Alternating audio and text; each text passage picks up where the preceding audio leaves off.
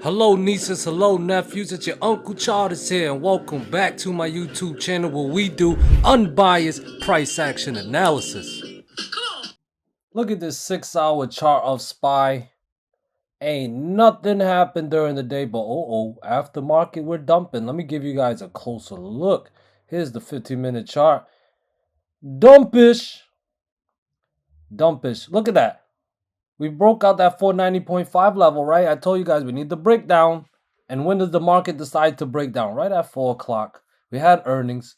Microsoft and Google. Look at Google. Google, oh my. Who short at Google? Microsoft. Who short at Microsoft? Holy moly. Uncle doesn't really trade earnings. But holy moly, these are some crazy moves to the downside. And it's definitely affecting the SPY. Now I have a question. My question is this. Will history repeat itself? Will history repeat itself? Because Uncle has been tracking seasonality. I don't trade seasonality, but I definitely track it because I like to see what the tendency of the market has been in the past 20 years. This is the average. And then compared to what's happening right now, well, it was dead wrong.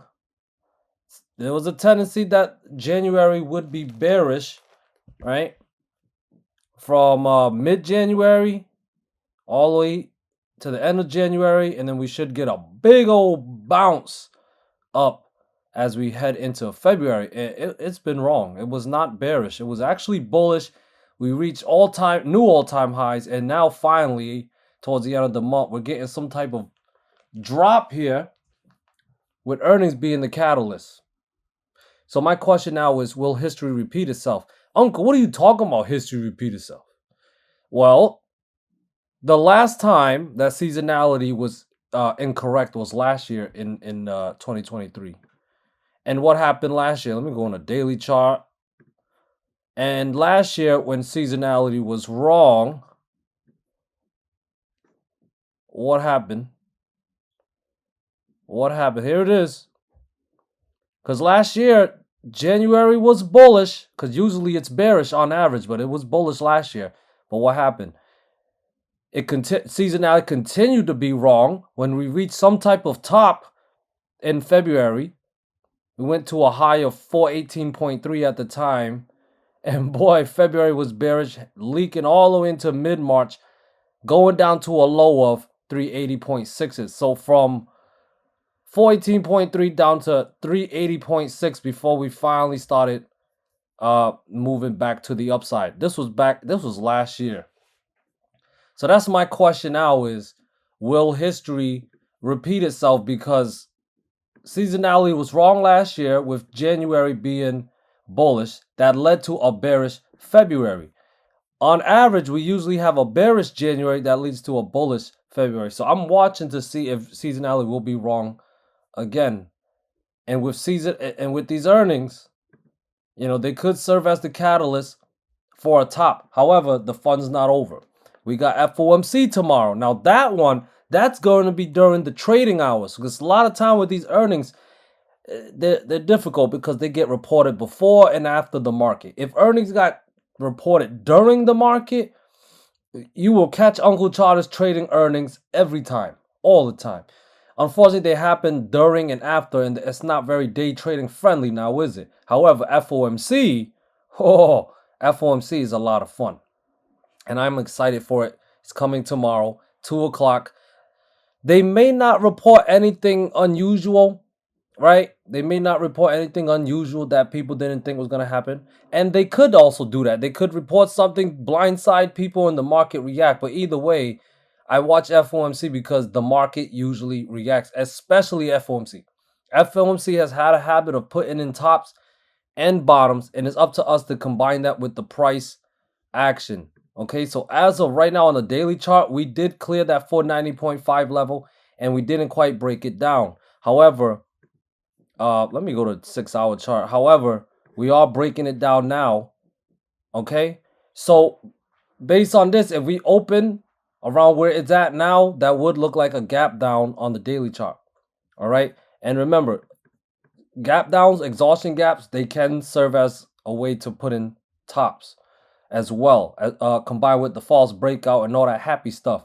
But remember this, 490.5 was a level we cleared in the previous day. So below it, that wouldn't be bullish because that would equate to a false breakout setup, but it would put a lower targets in play, 488, 489. Well, it's below 489 now, but 489 is a level, 487 and 484.5. If we are truly bearish and the top is truly in, I'd like to see that 484, that 484.5 level break down as well, giving us that false breakout setup. Okay, and then pushing us lower. Maybe we could possibly even back test this white trend line, this up white trend line. It'll still be overall bullish, but hey, that would be a beautiful move to the downside. But it'll only be possible is if we stay below 490.5. That's a bearish sign. And then we break down more support, 487, 484.5. Those are your bearish signs, your triggers to go short. All right. And of course, above 490.5, I would stay bullish. However, you guys see around that 491.2 to 491.6 zone, we had a lot of selling pressure. That's supply zone. Okay. That was yesterday's dark pool levels around 491.2-ish. Around there, you guys can see the market has been rejecting there all day before it finally decided to push down like it did earlier, like an hour ago or so. As of recording this, yeah, about an hour ago. All right, so that's a critical level, 490.5 and 491.5. Those clear, we're going to new all-time highs, guy. All right, now, most important thing with FOMC is that it's trappy. The market is always trappy, but FOMC, it's really trappy. Okay, it's really trappy because the moves are bigger, the volatility is there. Hopefully the VIX can bounce up or something with that thing, goodness. But remember, 2 o'clock, data gets released. 2:30, Powell starts to speak. Now, when Powell starts to speak, the market could reverse or it can keep on going. The market could reverse or it can keep on going. Just remember, guys, the levels, the setups, and then react unbiasedly. If you react unbiasedly, you trade with the traps, you guys are going to be good. If you guys trade biasedly, calling tops and bottoms and using hope as a strategy, you're going to screw yourself over and you not have no one to blame but yourself. I don't want you to be in that situation now. I want you to do good. Remember the levels and setups that I give you, and remember how to trade FOMC. Watch for the traps. Watch for the traps. And then when you, after get done watching for the traps, you watch for more traps, okay? You react to it. Trade with the traps. Speaking of traps, ooh, we had an inside daily candle setup, but hey, look, it's gapping down around 421 now. 421.7, 423.7 are critical resistant levels. Those are lost. Gap down. This could be an exhaustion gap. Guys, if this is an exhaustion gap, that could be a sign that buyers ran out of strength. Below 421.7 is bearish. Breakdown of 419.6 would be bearish. Follow through, put in 417. Let me see. What is this? 415. Gap fill. 412. No, 412.9. Okay, those will be all targets to the downside. Okay, can't get bullish unless we can recapture some level. 421.7, especially 423.7, and of course above 426.7. All right, guys. Follow the levels. Follow the setups. NVDA. Big gap down. But you still need the levels. Still need the levels. Let me go to 6-hour chart. And you know what? Let me go to daily real quick. You know what's beautiful about this daily chart? We have this big green candle followed by this gap up in doji. That's a dark cloud candle setup if I ever seen one. And now look what's happening. Now we're gapping down. It could look like an evening star pattern tomorrow, guys. Holy moly. That's bearish. Now, next support's at 614.8 if that level fails. I got some new levels. The levels might be different from yesterday. 614.8 is support. If that level fails, 613, 611.6 are in play.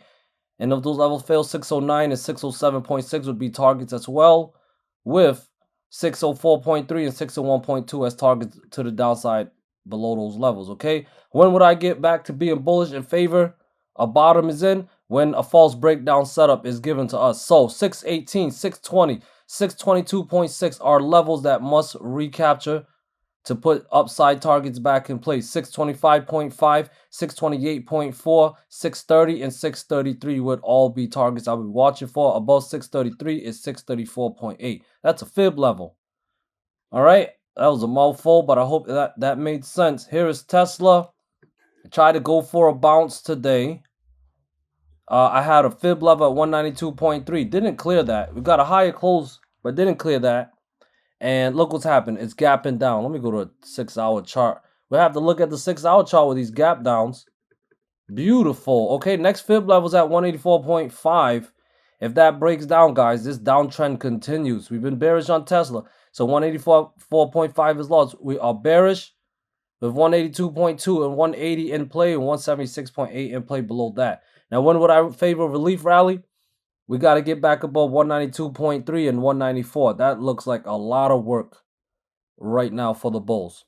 Okay, above 192.3 and 194, I would favor a relief rally. As of right now, it's looking bearish. Breakdown of 184.5 would be the follow through that bears need.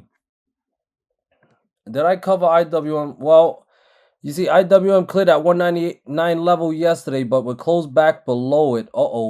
That pink trend line is at 196. If that levels fail, we could have a lower high in, and we could head down a lot lower. Breakdown on this pink trend line below 196. I'll only be bullish if we get back above 199. Apple's looking bearish. Well, look at that. That 50 did not hold. 50 did not hold. Only way I'll be bullish is if 191.2 recaptures at this point. Got to recapture that 50 and my fib level. Otherwise, I'm bearish, and I do favor 185.8 to be tested. If that levels fail, we're likely going back to the 200, which is around 182. All right. AMD is dropping.